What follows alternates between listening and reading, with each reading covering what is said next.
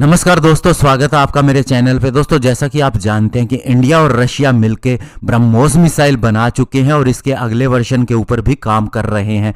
ऐसे में दोस्तों अब खबर ये आ रही है कि जो ब्रह्मोस एनजी जिसके ऊपर अभी काम चल रहा है ये नियरली हाइपरसोनिक स्पीड की होगी। आज इसी के ऊपर बात करेंगे। चलिए दोस्तों शुरू करते हैं।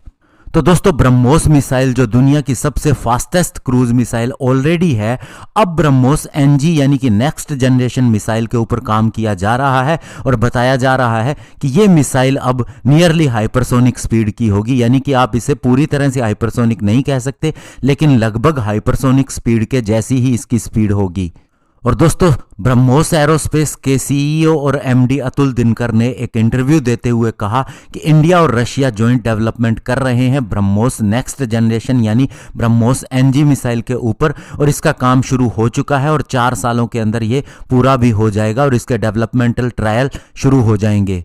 और इसके अलावा उन्होंने कहा कि इंडिया और रशिया दोनों ही कोशिश कर रहे हैं इस मिसाइल की स्पीड जो ऑलरेडी दुनिया की सबसे फास्टेस्ट क्रूज मिसाइल है 1 से 1.5 टाइम तक ज्यादा होगी, यानी कि हाइपरसोनिक स्पीड के करीब होगी।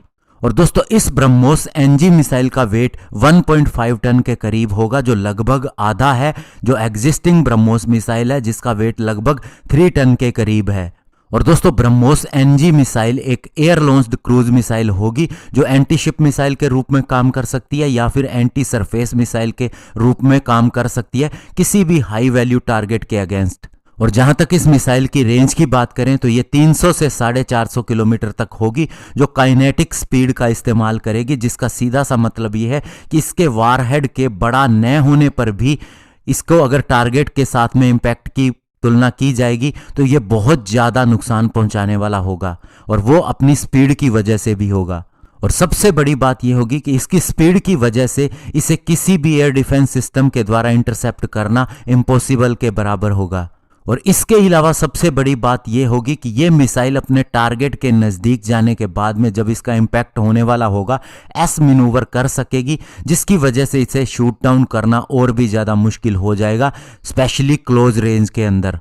और दोस्तों, सबसे बड़ी बात, चूंकि ये मिसाइल लाइट होगी इस वजह से इसे इंडियन एयरफोर्स और इंडियन नेवी के किसी भी फाइटर जेट के साथ में इंटीग्रेट किया जा सकेगा। और आप सीधा सा समझ सकते हैं कि हमारे फाइटर जेट की पावर डबल हो जाएगी इस मिसाइल के आने के बाद में, क्योंकि इसकी रेंज भी बहुत ज़्यादा होगी, इसे पकड़ना भी मुश्किल होगा और इसका मुकाबला करने के लिए कोई भी फाइटर जेट सामने नहीं आ सकेगा। धन्यवाद। जय हिंद।